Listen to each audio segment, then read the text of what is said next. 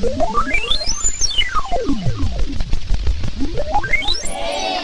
guys ready to have some fun today?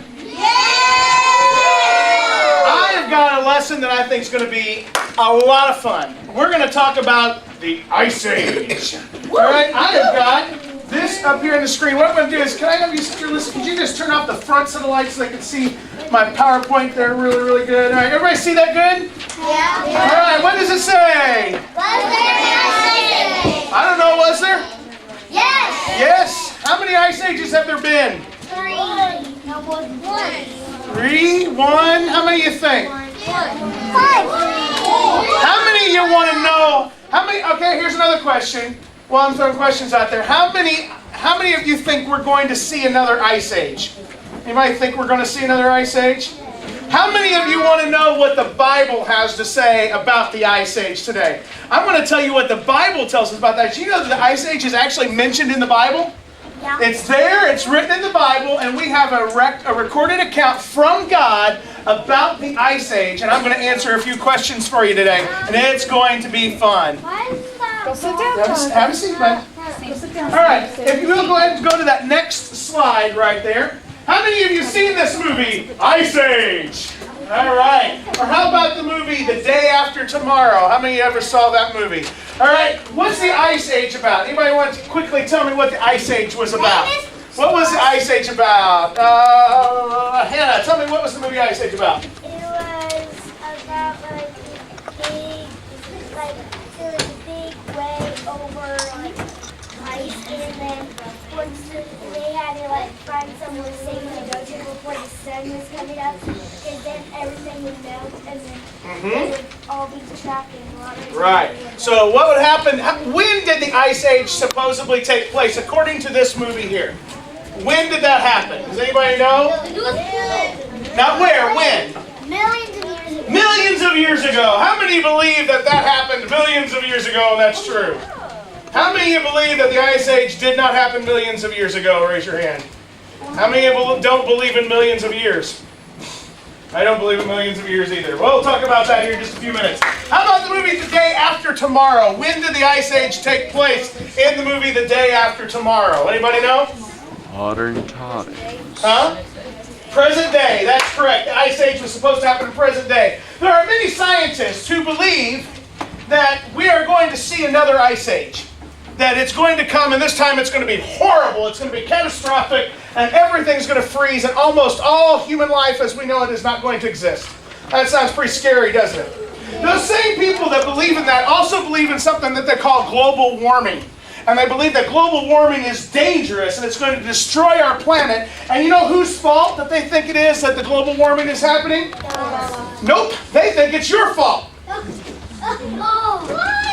Those same scientists who believe that we're going to see another Ice Age think that global warming is here and it's here because of you and you're all to blame. And that you would be the whole planet would be a lot better off if about 70 or 80% of us all died off and just got out of here. Because we are destroying the planet. Can you believe that? Those same scientists, those exact same scientists that believe that you are destroying the planet, those same scientists that believe that another Ice Age is coming also believe in something else. They also believe that what was shown in this cartoon, though it was a comedy of what could have happened and animals talked, and we all know that animals really don't talk, or do they? We'll get into that a little bit. They really think that they believe in millions of years. So the same scientists who believe in millions of years believe that Ice Age happened and that there was at least 3 of them, possibly 5 of them. Those same scientists also believe that you are destroying our planet and you should just take the next boat off of it and die and do everybody a favor. Those same scientists also believe that, as in the movie of The Day After Tomorrow, there's another Ice Age coming. How many of you want to know what God has to say about the past, the present, and the future of Ice Age?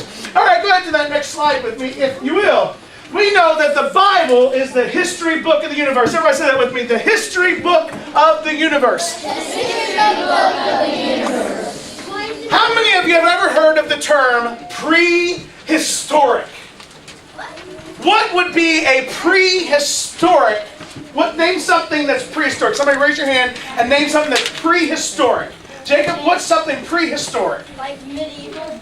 Medieval? No, medieval is history. It is recorded history, so that would not be considered prehistoric. So I've already given you a hint. Kevin named something prehistoric.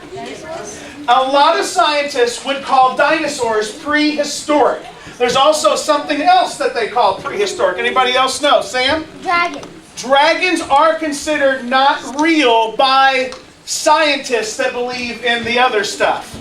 We'll get into that in a little bit. I believe in dragons, and I'll explain that in just a little bit. All right, anybody else know something that's considered prehistoric? This one's pretty tough. I may have to answer it for you. Cavemen, that's correct. There are people who believe that cavemen are prehistoric. How many of you want to know what the Bible says about cavemen and dinosaurs? There are no such thing as cavemen, and there are no such thing as dinosaurs. You want me to prove it? You ready for me to prove it? I can prove it by the history book of the universe. Are you ready? Let's all say it together, but let's say it real with a real anticipation tone. The history book of the universe. All right. Let's go to the next slide. We'll talk about what the history book of the universe has to say. Okay. Make sure that while we're in here, there's a lot of people that want to know this, so hold your voices down. Don't talk and disturb your neighbor, because I'm going to be talking to you about some things that are very, very important that you're going to need to know. We're going to start up here. We've been talking about the 7 C's of creation for the last couple months. So we all know that it all began right here in Genesis 1:1. It says, in the beginning, God created the heavens and the earth. Correct? We started with creation. Something happened. Adam and Eve did something they weren't supposed to do, and it was... They ate the fruit they weren't supposed to, and that was called corruption. The earth kept getting worse and worse and worse and worse. People were not obeying God. It got evil and evil and more evil. And then God sent a flood, and that was the catastrophe. That's right. Then, after the flood, people still wasn't doing what they were supposed to do. And they built a tower to stay together so they could never get separated. And God caused a catastrophe. It caused confusion. He sent that down and they confused their languages and everybody left. This is the place right here today that we're going to dwell at, is the time of confusion. Okay? From the time of the catastrophe to the time of confusion, this is the area of the Ice Age. And I'm going to prove that through the Bible today. Also, just to finish off the 7 C's, we have Christ, who came 2,000 years ago, and that's why we celebrate Christmas. He died on the cross for our sins, and then consummation, that is when He's going to put everything back the way it was. Go ahead and go to that next slide for me, if you will. There is a theory of dinosaurs, of how they've wiped themselves off the face of the earth. Now, when we went to Disney World recently. It was a lot of fun. And you have to know how to decide what is fact and what is fantasy. Anybody know the difference between fact and fantasy? What's something that is fact? Jonathan, tell me a fact. Fact is something that you can prove. A fact is something that you can prove. That is correct. That is a fact. What is something that is fantasy? Something that is fantasy. Gabe, something that's fantasy. Something that's not real. It's something that's made up. All right? So we have to understand the difference between fact and fantasy. There is a ride at Six Flags. Sorry. Get that out of my word.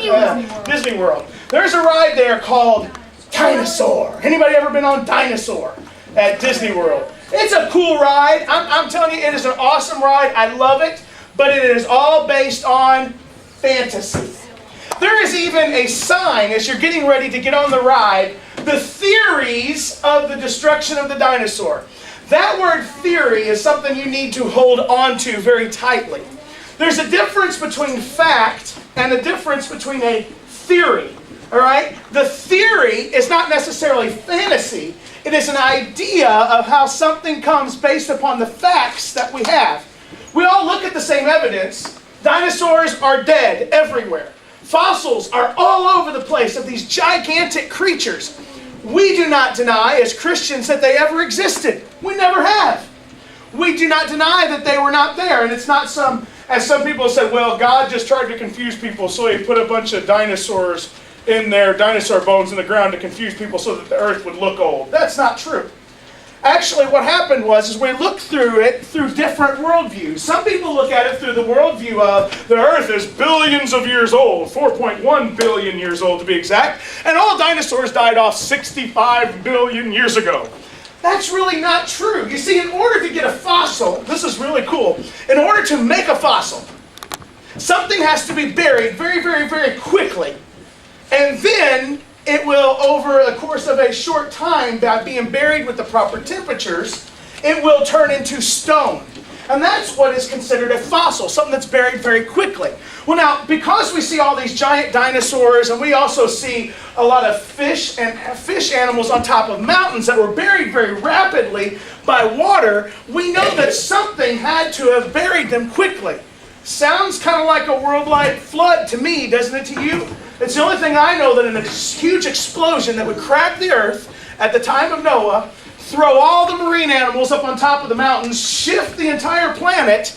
That sounds like a worldwide catastrophe, a big flood that would rapidly bury all of these animals. Not only that, the Bible says that the fountains of the deep broke forth. So this wasn't just a rain, all right? I want you to understand, when it says it rained for 40 days and nights, that is putting it mildly. The earth, if you look at it under Google Earth, how many of you have seen it? I know I've showed it in here before. How many of you have seen the earth under Google Earth where you can actually see the crack around the Mid-Atlantic ridge there? The crack runs along the same side. I'll show you where it's at on here. The crack actually runs around right here. This is the North Atlantic Ocean and the South Atlantic Ocean. The crack literally runs along the outer coast of this that matches on this side the mountain regions that are in California and all the way, actually all of North America and all of South America. There are mountains on this side.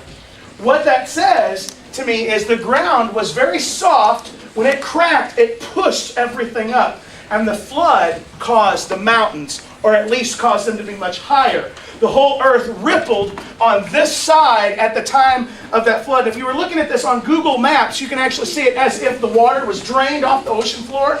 You would see a big crack right here that would run the same way.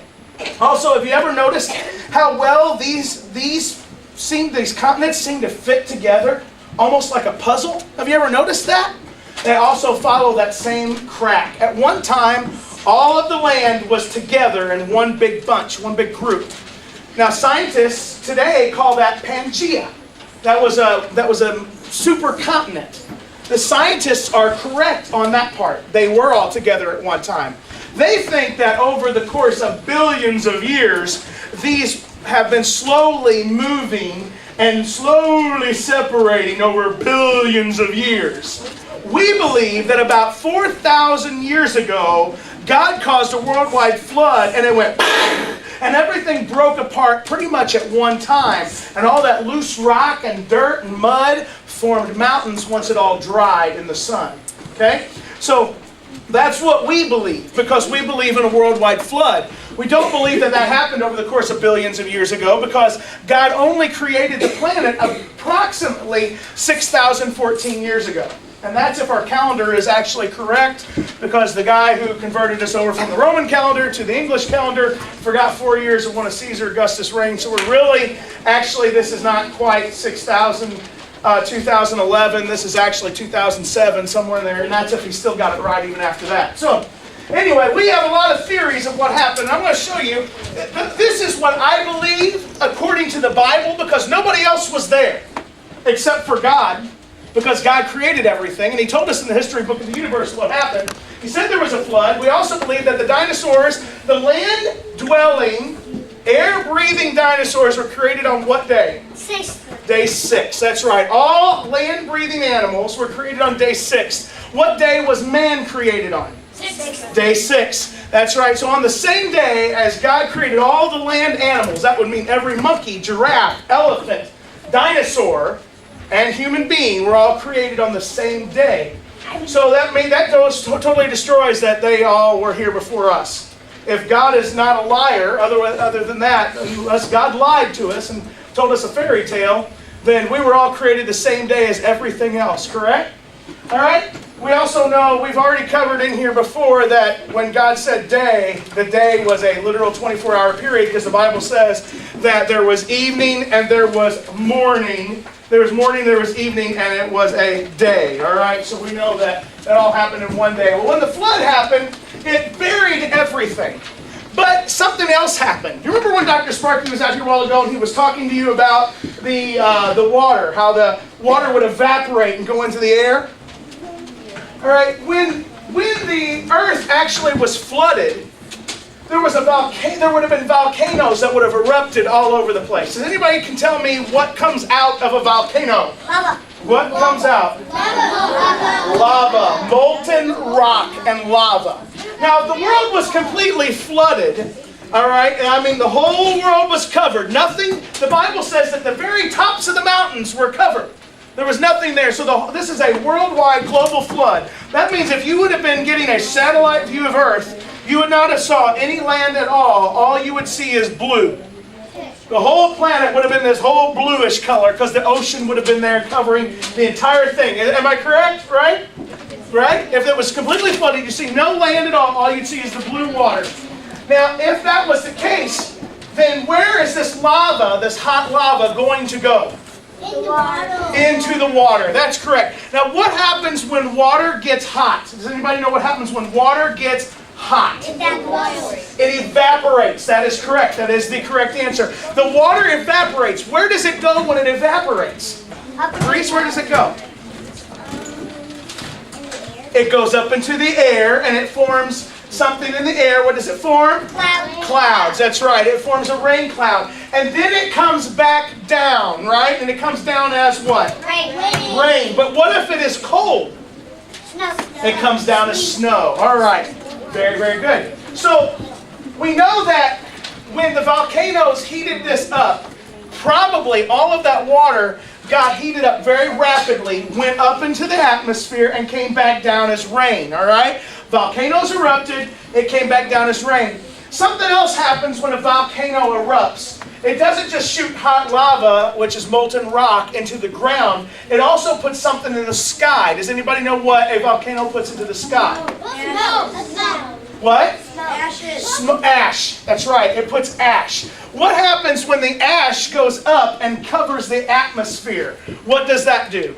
Does anybody know? Smoke. Makes smoke. It makes smoke, but it also blocks the view of the sun. What happens when the sun can no longer shine through to the planet? It's cold. It gets cold. Here's your proof. It's dark outside at night. The sun's not shining. Is it warmer or colder at night than what it is during the day? And colder. In the wintertime, when it's 100 degrees outside at noon, what is it at midnight? Usually it gets down to about 80s. On a really hot summer night, it'll get down to about 80s if it's 100. It could drop as much as 20 degrees in a day, and that's not a surprise at all, right? Because when the sun is gone, no matter how warm the air is, the sun is actually heating the earth. If the sun's rays is blocked and it can't get down, it's going to black out the sky. So when these volcanoes erupted, it shot the ash up into the sky, which can stay there for quite some time. In fact, if there was enough of these volcanoes that erupted, it could have blackened out the sky and caused it to be very dark, even in the daytime, for a few years. And it would have caused it to be cold. In fact, it could have lasted quite a long time. When I say a few years, I'm talking about a few generations could outlive this, if it was bad enough. So at the time of the flood, that all happened. The sky went dark, the ash went up, the water went up into the sky, came back down as rain in some places. But we do know that the Ice Age, because of science, because we're not opposed to science here, all right? Science is what helps us tell the truth. Because of science, we do know that 30% of the entire world was covered by ice at one point in time. 30% of the world. In fact, Missouri was about the bottom line of this. Can you go ahead and go to that next slide? I don't know if it's this next one or not. I've already talked about this. The evaporation goes up in the air. Go ahead to the next slide. It goes up as condensation, turns to water again, comes back down as precipitation. Go ahead and hit the next slide. And then, of course, the volcanoes and stuff would have blackened out the sky, made it darker, and that is what would happen. I kind of breezed through that and got ahead of myself. And that, yeah, the volcano would have shot the black ash into the sky, the rain would have came back down, and this just keeps recycling itself. This is God's way of purifying all of our water over and over again. That is science. You'll learn that in school.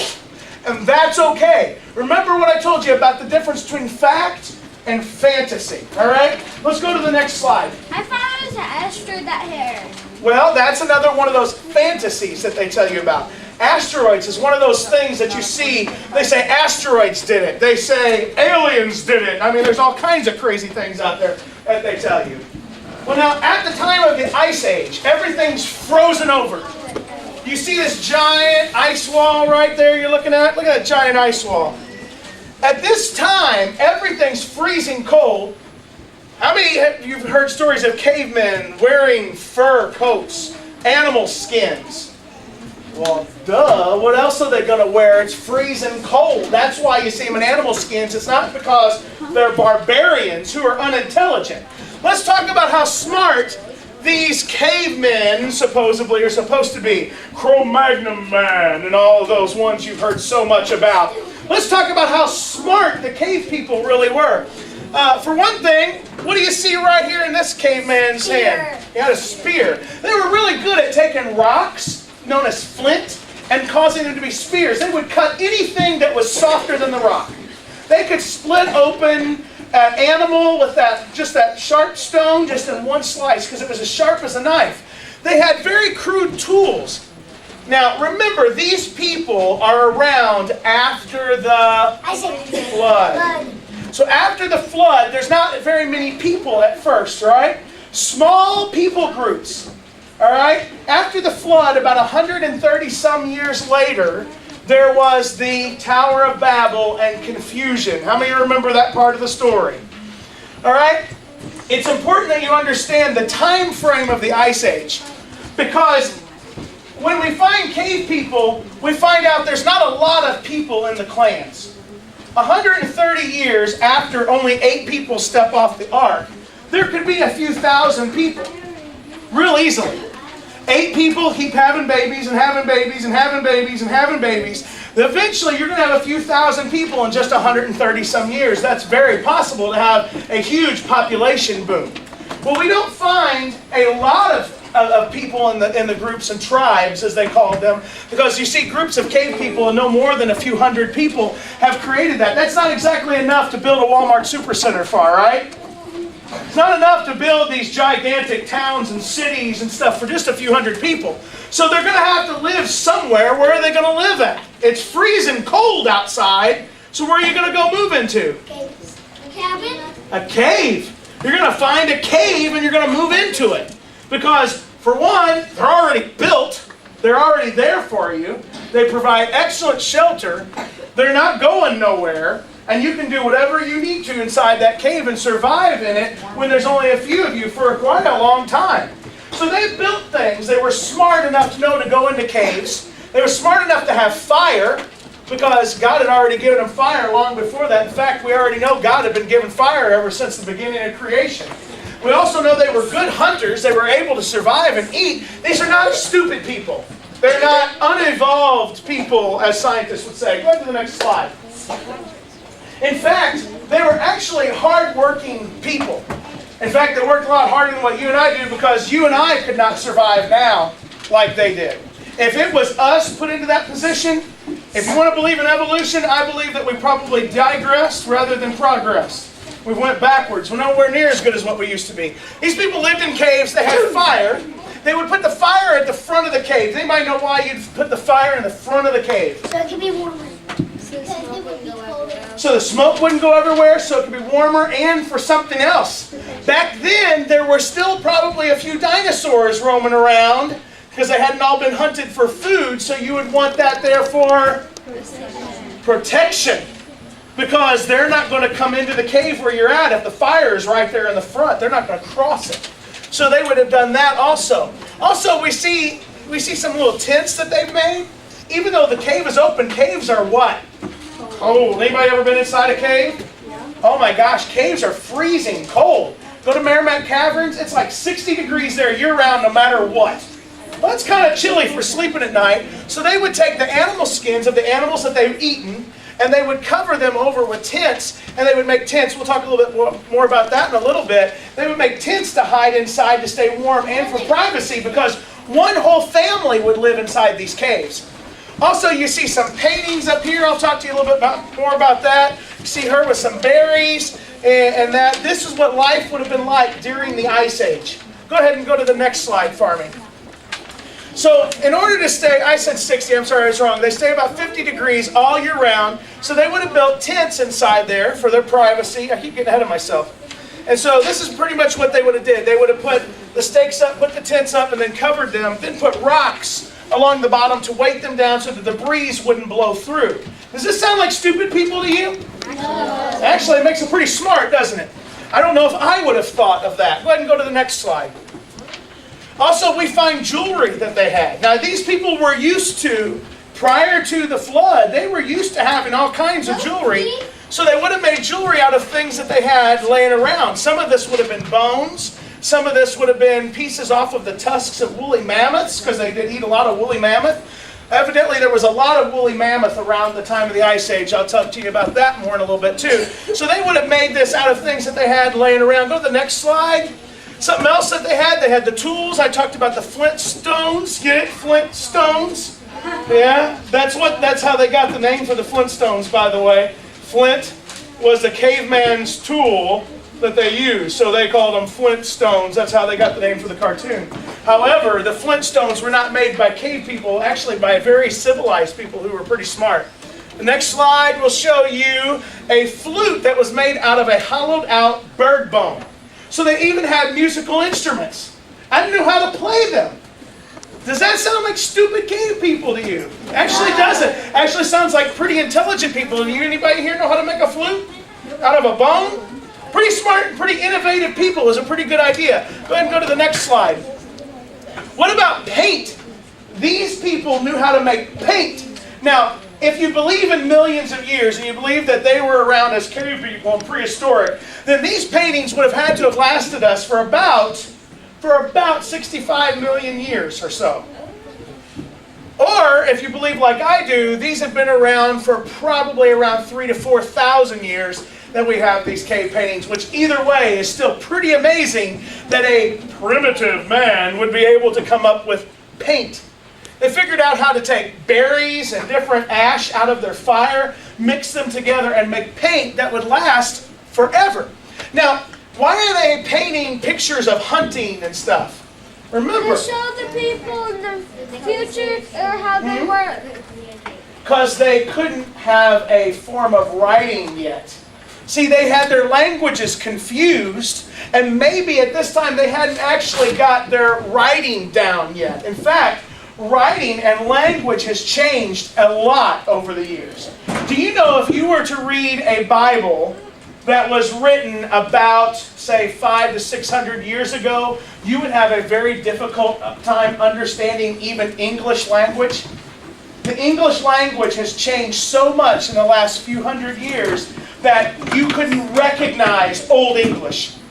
In fact, how many of you ever had a King James Version of the Bible and found it very difficult to understand? Because it says, yea, verily, though, so on and so forth. It's got very difficult to understand language. That Bible is only 400 years old, and that language was very easy to understand by people who spoke English 400 years ago. It was common.